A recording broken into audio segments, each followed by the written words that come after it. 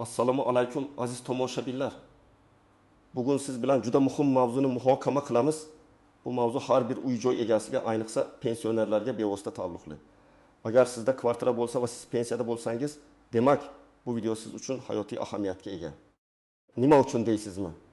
Chunki endi ba'zi pensionerlar kvartiralar uchun qo'shimcha to'lovlar qilishlariga to'g'ri kelishi mumkin. Bu yangilik ko'pchilikni xavotirga solmoqda va juda ko'plab savollarni tug'dirmoqda. Bugungi videomizda aynan shu savollarga batafsil javob beramiz.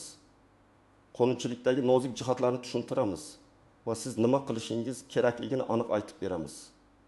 Videoni oxirigacha tomosha qiling. Chunki har bir ma'lumot sizning shaxsiy moliyaviy ahvolingizga bevosita ta'sir qilishi mumkin. Bu videoni hoziroq like bosing va kanalimizga obuna bo'ling, toki bunday muhim yangiliklarni o'tkazib yubormaslik uchun. Sizning faolligingiz biz uchun juda muhim. Chunki bu videoning ko'proq odamlarga yetib borishiga yordam beradi va ularni ham xabardor qiladi. Endi esa asosiy muammoga o'tsak, keling avval qanday bo'lgani va nima o'zgarganini tushuntirib beray. An'anaga ko'ra bizning mamlakatimizda pensionerlar ijtimoiy himoya qatlamiga kiradi va ular uchun davlat tomonidan turli imtiyozlar, jumladan ko'chmas mulk soliqlarida ham imtiyozlar berib kelingan. Oldinlar ko'pgina pensionerlar o'zlariga tegishli uy-joy uchun mulk soligidan to'liq ozod etilgan edilar. Bu asosan ularning daromadlari kamligi, nafaqada ekanliklari va ijtimoiy himoyaga muhtojliklari bilan bog'liq edi. Ya'ni siz pensiyada bo'lsangiz va o'zingizning kvartirangiz yoki uyingiz bo'lsa, davlat sizdan bu mulk uchun soliq talab qilmas edi. Bu juda muhim yordam edi, ayniqsa past pensiya oluvchi kishilar uchun. Ular o'zlarining yagona uy-joylari uchun soliq to'lash tashvishidan xoli edilar va bu ularning oila byudjetiga sezilarli darajada yordam berar edi. Bu tizim juda ko'p yillar davomida amalda bo'ldi va ko'pchilik pensionerlar uchun odatiy holga aylangan edi. Ammo hozirgi kunda vaziyat biroz o'zgardi. Qonunchilikka kiritilgan so'nggi o'zgartirishlar, xususan jismoniy shaxslardan olinadigan mol-mulk solig'i to'g'risidagi qonun hujjatlariga aniqlik kiritilishi natijasida pensionerlar uchun berilgan imtiyozlarga ma'lum chegaralar qo'yilishi mumkin. Endilikda pensionerlar uchun mulk solig'i bo'yicha imtiyozlar aynan faqat bitta turar joy mulkiga nisbatan va ma'lum bir maydon doirasida amal qilishi belgilanishi mumkin. Ya'ni agar siz pensioner bo'lsangiz va faqat bitta kvartira yoki uyga egalik qilsangiz, shu uy-joy uchun mulk soligidan ozod etilishingiz mumkin. Ammo agar sizda ikkinchi kvartira, uchastka, kottej yoki boshqa turar joy ko'chmas mulki bo'lsa, unda aynan shu ikkinchi va keyingi mulklar uchun sizdan mulk solig'i undirilishi mumkin. Shuningdek, ba'zi hududlarda yoki mulkning kadastr qiymati juda yuqori bo'lgan hollarda, hatto yagona mulkning ma'lum bir chegaradan ortiq qismi uchun ham soliq undirilishi mumkinligi haqida gaplar bor. Bu degani, endi davlat mulkdorlik darajasini hisobga olib, imtiyozlarni aniqroq differensiatsiya qilishga intilmoqda. Maqsad bir tomondan ijtimoiy himoyaga muhtoj qatlamni himoya qilishni davom ettirish, ikkinchi tomondan esa bir nechta mulkka ega bo'lgan va ulardan daromad olayotgan shaxslarning, hatto pensioner bo'lsa ham, soliqqa tortish bazasini kengaytirishdir. Bu o'zgarish jamiyatda mulkdorlikning har xil darajalari borligini hisobga olgan holda adolatliroq soliq tizimini yaratishga qaratilgan deb tushuntirilmoqda. Keling, endi bu o'zgarishlar kimga ta'sir qilishini va kimga ta'sir qilmasligini batafsil ko'rib chiqaylik. Bu juda muhim. Chunki har bir pensioner o'z vaziyatini aniq tushunib olishi kerak. Xo'sh, kimlar xavotirga tushishi kerak? Irsiz 2 va undan ortiq ko'chmas mulkka ega bo'lgan pensionerlar. Agar siz o'zingiz yashaydigan asosiy kvartirangizdan tashqari ikkinchi kvartiraga, yozgi dala hovlisiga, do'konga yoki ijaraga beriladigan boshqa bir turar joy mulkiga egalik qilsangiz, demak, sizga qo'shimcha soliq hisoblanishi ehtimoli juda yuqori. Ilgari bu mulklar uchun ham siz mulk soligidan ozod bo'lishingiz mumkin edi, ammo endi bu imtiyoz faqat bitta mulk uchun amal qiladi. Qolgan mulklaringiz uchun siz umumiy asosda soliq to'lashingizga to'g'ri keladi. 2. Ashrisi juda katta maydonga ega yagona mulkka ega bo'lgan pensionerlar. Ba'zi hollarda agar sizning yagona mulkingiz juda katta maydonga ega bo'lsa, masalan, 150 kvadrat metrdan ortiq, imtiyoz ma'lum bir maydon chegarasiga qadar qo'llanilishi va ushbu chegaradan oshib ketgan qismi uchun soliq undirilishi mumkin. Masalan, agar qonunda 10 kvadrat metrgacha bo'lgan mulk soliqdan ozod qilinadi deb belgilansa, Sizning mulkingiz 1 kvadrat metr bo'lsa, dar kvadrat metr uchun siz soliq to'lashingizga to'g'ri keladi. Bu ham juda muhim nuansa. Chunki odamlar o'zlarining yagona uylari uchun ham soliq to'lashlari mumkinligini bilmasliklari mumkin. O'tu, asl mulkini ijaraga beradigan pensionerlar. Agar siz mulkingizni ijaraga berib, undan daromad olayotgan bo'lsangiz, bu mulk uchun soliq imtiyozlaridan mahrum bo'lishingiz mumkin. Davlatning mantig'i shundaki, agar siz mulkdan daromad olsangiz, demak ijtimoiy himoyaga muhtoj qatlamga kirmaysiz va soliq to'lashingiz kerak. Endi esa kimlar xavotirga tushmasligi kerak? Faqat bitta turar joy mulkiga ega bo'lgan pensionerlar. Agar sizning nomingizda faqat bitta kvartira, hovli yoki uy bo'lsa va siz u yerda yasangiz, ko'pgina hollarda siz avvalgidek mulk solig'idan ozod bo'lishingiz kerak. Davlatning asosiy maqsadi pensionerlarni ularning yagona va asosiy yashash joyi uchun soliq yukidan ozod qilish. 2. Astirish kichik yoki o'rta maydonli mulkka ega bo'lgan pensionerlar. Agar sizning yagona mulkingiz maydoni qonunchilikda belgilangan me'yordan oshmasa, masalan, 8000 kvadrat metrdan kichik bo'lsa, siz ham xavotir olmasligingiz mumkin. Keling, bir nechta aniq hayotiy misollar bilan tushuntirib beray. Astirish misolchi Bobo Akmaljonning vaziyati. Bobo Akmaljon 75 yoshda, u bir umr zavodda ishlagan va hozir pensiyada. Uning nomida Toshkent shahrining Yunusobod tumanida bitta 3 xonali umumiy maydoni 7 kvadrat metr bo'lgan kvartira bor. U shu kvartirada yolg'iz yashaydi. Bobo Akmaljon boshqa hech qanday mulkka ega emas. Yangi qonunchilikka ko'ra Bobo Akmaljonning vaziyati o'zgarmaydi. U o'zining yagona va asosiy turar joy uchun mulk solig'idan avvalgidek to'liq ozod bo'ladi. U hech qanday qo'shimcha to'lov qilmaydi. Bu kabi holatdagi pensionerlar ko'pchilikni tashkil qiladi va ular xavotirga tushishlari shart emas. Asterisk misol 2. Bu salomatning vaziyati. Bu salomat 7 yoshda. U o'zining asosiy 4 xonali umumiy maydoni 95 kvadrat metr bo'lgan kvartirasida yashaydi. Bu uning doimiy yashash joyi. Biroq bir necha yil avval u vafot etgan ota-onasidan Farg'ona shahrida joylashgan 2 xonali umumiy maydoni 45 kvadrat metr bo'lgan kichik kvartirani meros qilib olgan. Bu salomat bu ikkinchi kvartirani ijaraga berib, har oy qo'shimcha daromad oladi. Ilgari u ikkala kvartira uchun ham mulk solig'idan ozod edi, chunki u pensioner edi. Endi esa vaziyat o'zgardi. Unga asosiy yashash joyi bo'lgan Toshkentdagi kvartirasi uchun mulk solig'i imtiyozi saqlanib qoladi. Ammo Farg'onadagi ikkinchi kvartira, chunki u ikkinchi mulk hisoblanadi va undan daromad olinadi, mulk solig'iga tortiladi. Aytaylik, Farg'onadagi kvartiraning kadastr qiymati 200 million so'm. O'zbekistonda mol mulk solig'i odatda kadastr qiymatining 0,25 dan 1 gacha bo'lishi mumkin. Hudud va mulk turigacha bo'lishi mumkin. Hudud va narda mabeshda saf qo'llanilsa, bu salomat yiliga 1 million so'm, 2 million 0,05 qo'shimcha soliq to'lash kerak bo'ladi. Bu uning oilaviy byudjetiga sezilarli ta'sir qilishi mumkin. Shuning uchun bu salomatga o'xshash vaziyatdagi pensionerlar bu o'zgarishni diqqatli ko'rib chiqishlari va soliq idorasi bilan bog'lanishlari shart. Ashtirish. Misol 3. Ota To'lqinning vaziyati. Ota To'lqin 60 yoshda, u ham pensiyada. Uning Toshkent viloyatida joylashgan katta 5 xonali umumiy maydoni 1030 kvadrat metr bo'lgan shaxsiy uyi bor. Bu uning yagona turar joyi. Bundan tashqari, u Qoraqalpog'iston Respublikasi kichikroq 3 xonali maydoni 6 kvadrat metr bo'lgan boshqa bir uyni ham meros qilib olgan. Bu ikkinchi uy bo'sh turibdi va ota To'lqin uni sotishni rejalashtirmoqda, ammo hozircha u uning nomida. Bunday vaziyatda ham ota To'lqin o'zining Toshkent viloyatidagi asosiy yashash joyi uchun mulk solig'idan ozod qilinishi mumkin. Biroq Qoraqalpog'istondagi ikkinchi uyi uchun u mol mulk solig'i to'lashi kerak bo'ladi. Hatto uy bo'sh turgan bo'lsa ham, u egalik huquq asosiy soliqqa tortiladi. Aytaylik, Qoraqalpog'istondagi uyning kadastr qiymati 5 million so'm bo'lsa va unga 0,25 soliq stavkasi qo'llanilsa, ota To'lqin yilga 775 ming so'm 125 qo'shimcha soliq to'lash kerak bo'ladi. Bu 5 million. Bu misollar shuni ko'rsatadiki, mulk soni va uning maqomi soliq majburiyatlariga bevosita ta'sir qiladi. Endi esa ushbu qoidalardagi istisnolar, nozik nuqtalarni va e'tibordan chetda qolishi mumkin bo'lgan jihatlarni batafsil tahlil qilaylik. Har bir holat o'ziga xos bo'lishi mumkin va umumiy qoidalar barchaga bir xilda qo'llanilmasligi mumkin. Istisnolar va qo'shimcha imtiyozlar. Maxsus toifadagi pensionerlar. urush qatnashchilari va nogironlar Chernobil fojiasi oqibatlarini bartaraf etishda qatnashgan shaxslar kabi ba'zi maxsus toifadagi pensionerlar uchun ko'proq imtiyozlar saqlanib qolishi mumkin. Ular uchun ehtimol bir nechta mulkka nisbatan ham soliq imtiyozlari amal qilishi yoki umumiy maydon chegarasi ancha yuqori bo'lishi mumkin. Bunday imtiyozlar odatda alohida qonun hujjatlari bilan belgilab qo'yiladi. Shuning uchun agar siz shunday toifaga kiruvchi pensioner bo'lsangiz, o'zingizning huquqlaringizni aniqlashtirish uchun tegishli idoralarga murojaat qilishingiz shart. 2.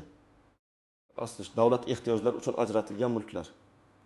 Ba'zi hollarda agar mulk davlat ehtiyojlari uchun ajratilgan bo'lsa yoki uni tasarruf etishda ma'lum cheklovlar bo'lsa, bunday mulklar soliqqa tortilmasligi mumkin. Ammo bu juda kam uchraydigan holatlar hisoblanadi va odatda maxsus hujjatlar bilan tasdiqlanishi talab etiladi. Nozik nuqtalar va e'tibordan chetda qolishi mumkin bo'lgan jihatlar. Kadastr qiymatining ahamiyati. Mulk solig'i asosan mulkning kadastr qiymatidan kelib chiqib hisoblanadi. Kadastr qiymati esa vaqti bilan yangilanib turishi mumkin va bu sizning soliq yukingizga bevosita ta'sir qiladi. Mulkning joylashuvi, turi, masalan, yangi qurilgan uy yoki eskiroq kvartira, infrastrukturasi va bozordagi narxlar kadastr qiymatiga ta'sir etuvchi asosiy omillardir. Sizning moliyaviy majburiyatlaringizni aniq bilish uchun mulkingizning joriy kadastr qiymatini aniqlab olishingiz zarur. Bu ma'lumotni kadastr agentligidan olishingiz mumkin. 2. Mulkning turini farqlash. Qonunchilikda turar joy va noturar joy mulklari uchun turli soliq stavkalari qo'llanilishi mumkin. Agar sizning ikkinchi mulkingiz turar joy maqomida bo'lsa, u odatda yuqorida aytilgan qoidalar bo'yicha soliqqa tortiladi. Ammo agar u noturar joy, masalan, garaj, do'kon, ofis bo'lsa, unga nisbatan boshqa soliq stavkalari va qoidalari amal qilishi mumkin va bunday mulklar uchun pensiya imtiyozlari umuman qo'llanilmasligi ehtimoli yuqori. 30. Birgalikdagi mulkchilik. Agar mulk bir necha shaxsga, jumladan pensionerga ham birgalikda tegishli bo'lsa, soliq qanday hisoblanadi? Odatda har bir mulkdor o'z ulushiga mutanosib ravishda soliq to'laydi. Ammo pensionerning ulushiga imtiyoz qo'llanilishi mumkin. Masalan, agar sizning nomingizda yagona mulk bo'lsa, ammo uning yarmi farzandingizga tegishli bo'lsa, siz o'zingizning yarim ulushingiz uchun soliqdan ozod bo'lishingiz mumkin. Farzandingiz esa o'z ulushi uchun soliq to'laydi. Bu jihatni ham soliq idorasida aniqlashtirib olish lozim. 4. Ma'lumotlarning yetishmasligi va xatolar.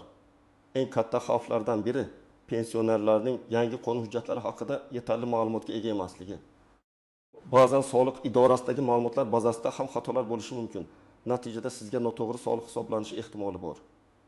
Shuning uchun faollik ko'rsatish va o'z holatingizni shaxsan aniqlashtirish juda muhimdir. Agar sizga kutilmaganda soliq to'lov talabnomasi kelsa, darhol uning asosini aniqlashga harakat qiling. 5. Soliq muddatlari va jarimalar. Agar sizga qonuniy ravishda qo'shimcha soliq hisoblangan bo'lsa, uni belgilangan muddatlarda to'lashingiz shart.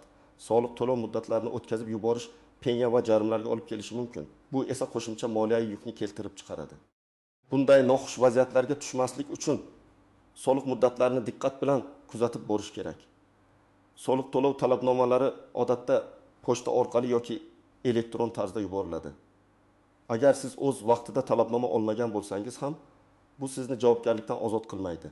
Shuning uchun o'zingiz mustaqil ravishda ma'lumot olishingiz tavsiya etiladi. 6. Ishlayotgan pensionerlar. Ba'zi pensioner pensiyaga chiqqandan keyin ham ishlashni davom ettiradilar. Ularning ish haqi daromadlari mulk solig'i bo'yicha imtiyozlarga ta'sir qiladimi? Odatda mulk solig'i bo'yicha imtiyozlar pensionerlik maqomiga bog'liq bo'ladi. Daromad manbaiga emas, ammo qonunchilikda aniqlik kiritilgan bo'lishi mumkin. Shuning uchun bu jihatni ham soliq idorasida tekshirib olish ortiqcha bo'lmaydi. Endi esa eng muhim qismga keldik.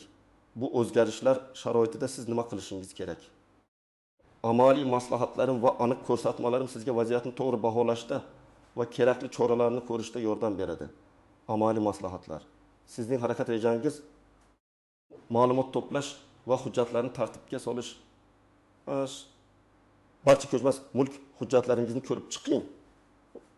Bu sizning pasportingiz, barcha mavjud kadastrlar, kadastr pasporti, mulk huquqini tasdiqlovchi guvohnomalar, orderlar oldi-sotdi yoki meros shartnomalari bo'lishi mumkin. Ularni yaxshilab o'rganing va qaysi mulklar sizning nomingizda ekanligini, ularning maydoni qancha ekanligini aniqlang. Asrisk soliq kodeksining yangi tahrirlarini o'rganing. Xususan jismoniy shaxslardan olingan mol-mulk solig'i va yer solig'iga oid moddalariga e'tibor bering. Davlat soliq qo'mitasining rasmiy veb-saytida Soliq.uz barcha qonun hujjatlarining amaldagi tahrirlari mavjud. Bu yerda siz pensionerlarga beriladigan mulk solig'i imtiyozlari haqida batafsil ma'lumot topishingiz mumkin. Asrisk mulkning kadastr qiymatini aniqlang. Kadastr agentligining hududiy bo'linmasiga murojaat qilib yoki ularning onlayn xizmatlari orqali o'zingizga tegishli mulklarning joriy kadastr qiymatini aniqlab oling. Soliq miqdori shu qiymatga bog'liq bo'ladi. Soliq idorasiga murojaat qilish. Shaxsan tashrif buyuring. O'zingiz yashayotgan hududdagi davlat soliq inspeksiyasiga DSI shaxsan tashrif buyuring. Bu eng samarali usullardan biridir. Chunki siz savollaringizga to'g'ridan-to'g'ri javob olishingiz va hujjatlaringizni ko'rsatishingiz mumkin. DSI xodimlari sizning aniq holatingizni tahlil qilib, qanday imtiyozlar qo'llanilishi va qancha soliq to'lashingiz kerakligini tushuntirib berishlari kerak. Ishonch telefonlaridan foydalaning. Agar shaxsan bora olmasangiz, DSIning ishonch telefonlariga qo'ng'iroq qiling. Ular odatda hududiy soliq inspeksiyalarining rasmiy veb-saytlarida ko'rsatilgan bo'ladi. Onlayn maslahat xizmatlaridan foydalaning. Onlayn maslahat xizmatlarida savol-javob yoki onlayn maslahatchi kabi bo'limlar mavjud bo'lishi mumkin. Ular orqali ham o'z savollaringizni yozma ravishda yo'llashingiz va rasmiy javob olishingiz mumkin. Barcha savollaringizni aniq qilib bering. Soliq xodimiga mulkingiz soni, ularning maydoni, kadastr qiymati, sizning pensiyalik komingiz va boshqa barcha tegishli ma'lumotlarni aniq tushuntiring. Shunda sizga eng to'g'ri maslahat beriladi. Asosiy kerakli hujjatlarni tayyorlash. Pasport, shaxsiy ma'lumotlaringizni tasdiqlash uchun pensiya guvohnomasi, pensionerlik maqomingizni tasdiqlash uchun bu eng asosiy hujjat.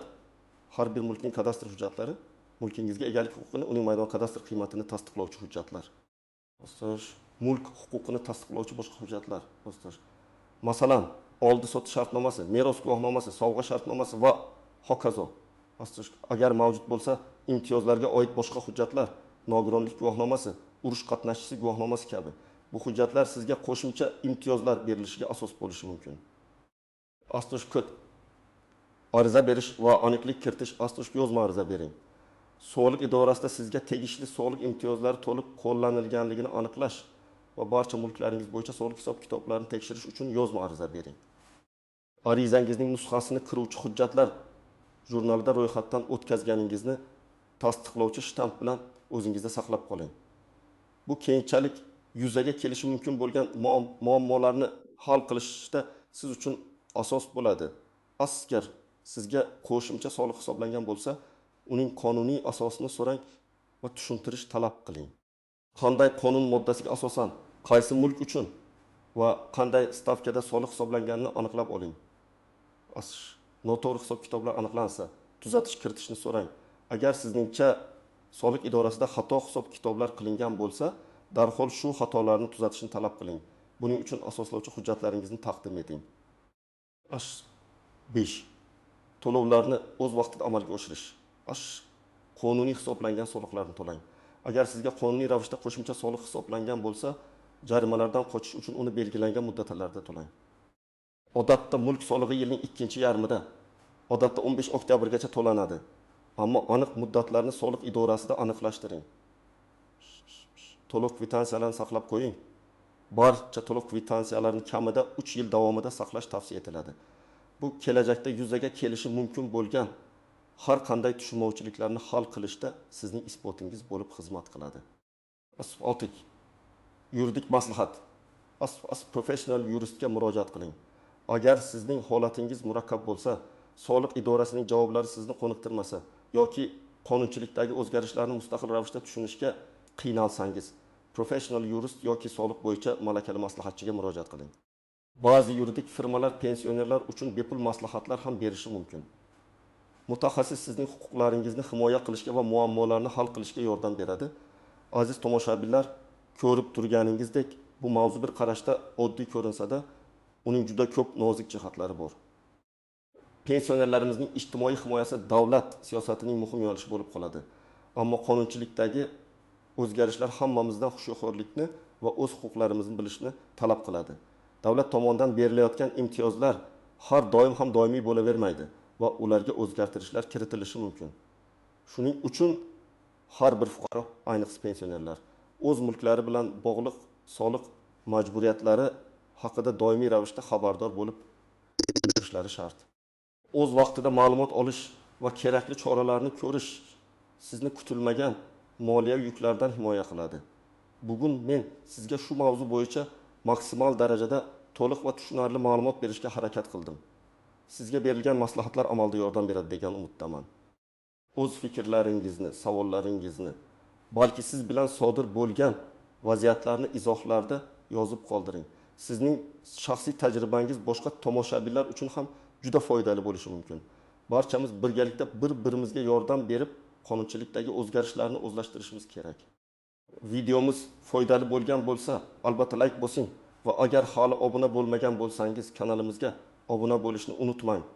Bu bizning videolarimizni ko'proq odamlarga yetib borishiga va ularni xabardor qilishimizga yordam beradi. Kelgusi muhim ma'lumotlarga qadar salomat bo'ling. O'zingizni va yaqinlaringizni asrang.